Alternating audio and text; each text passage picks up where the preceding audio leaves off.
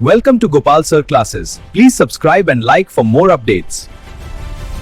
आज हम लोग मैथ का एक इम्पॉर्टेंट चैप्टर अलजेब्रिक एक्सप्रेशन को समझेंगे।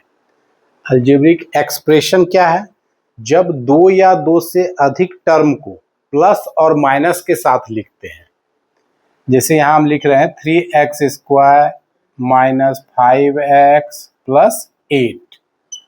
जब दो या दो से अधिक टर्म को प्लस और माइनस के साथ लिखते हैं तब ये कहलाता है एक्सप्रेशन। ये मेरा बन गया एक्सप्रेशन।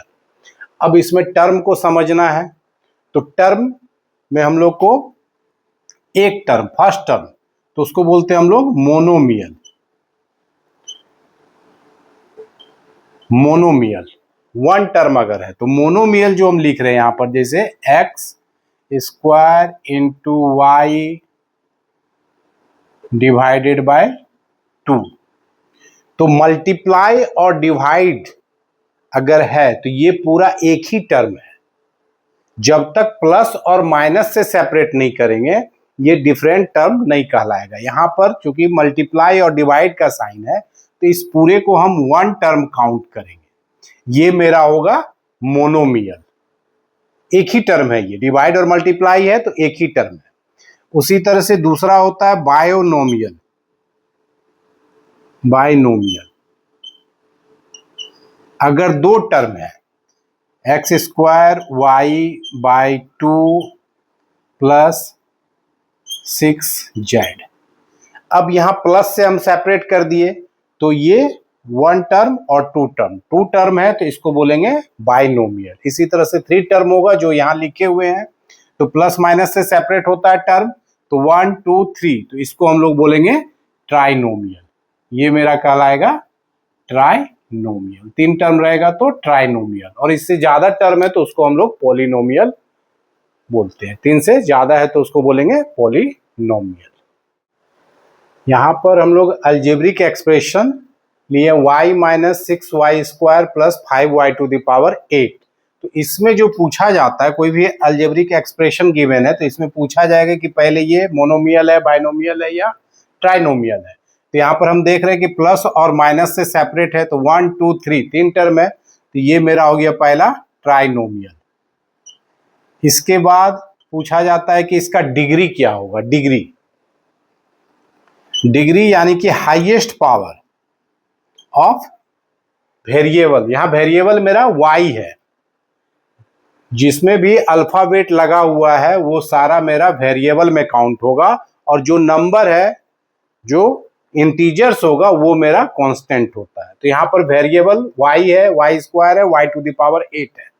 तो y का पावर 1, y का पावर 2, y का पावर 8, तो हाईएस्ट पावर है 8, तो इस एक्सप्रेशन का डिग्री हो जाएगा 8। और उसी तरह से अगर कोफिशिएंट पूछा जाएगा तो जिसका कोफिशिएंट, जिस वेरिएबल का कोफिशिएंट, अगर यहां पर हम कोफिशिएंट ऑफ y² पूछा जाए, कोफिशिएंट ऑफ y², तो y² के अलावे जो भी चीज है, यहां पर मेरा क्या बचा हुआ है -6। y² को हटा के जो भी नंबर या जो भी वेरिएबल होगा तो y² का कोफिशिएंट तो यहां पर हो जाएगा मेरा -6।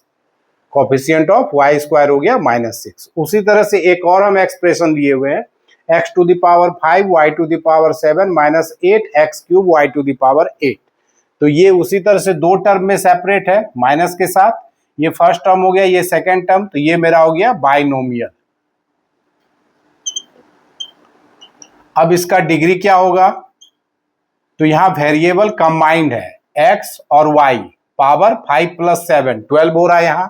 यहाँ x और y पावर 3 + 8 11 हो रहा है। तो हाईएस्ट पावर देखना, तो हाईएस्ट पावर मेरा क्या हो रहा है 5 + 7। वेरिएबल का हाईएस्ट पावर हो गया 5 + 7, यानी कि इसका डिग्री हो जाएगा 12। अब इसमें कोफिशिएंट अगर पूछा जाए तो कोफिशिएंट ऑफ x³ अगर हम पूछ रहे हैं, कोफिशिएंट ऑफ x³ तो x⁻3, तो x⁻3 के अलावे जो बच रहा है, तो बच रहा है मेरे पास -8 y⁸। ये हो गया कोफिशिएंट ऑफ x³। जिसके बारे में पूछा जाएगा कोफिशिएंट, उसके अलावे जो भी बचेगा वो सारा कॉफिशिएंट में आएगा। तो एक्स क्यूब का कॉफिशिएंट हो गया -8 y to the power 8। Like and unlike term हम लोग को समझना है। तो यहाँ पर कुछ हम टर्म लिए हुए हैं, x square y x y square -3xyz 4x² y -xy²। तो लाइक टर्म जैसे एक्स स्क्वायर वाई है तो एक्स स्क्वायर वाई, फिर हम यहाँ पर देख रहे हैं एक्स स्क्वायर वाई और 4x² वाई, ये मेरा हो गया लाइक टर्म। फिर एक्स वाई स्क्वायर तो x² ये दोनों मेरा हो गया लाइक टर्म। सेम होना चाहिए, वेरिएबल या वेरिएबल का जो भी होगा डिग्री वो सब सेम होना चाहिए, तो उसको हम लोग बोलते हैं लाइक टर्म। और यहाँ पर -3xyz ये सिंगल है, तो यहाँ पर मेरा like term x² Y xy² xy² और -3xyz ये अलग टर्म।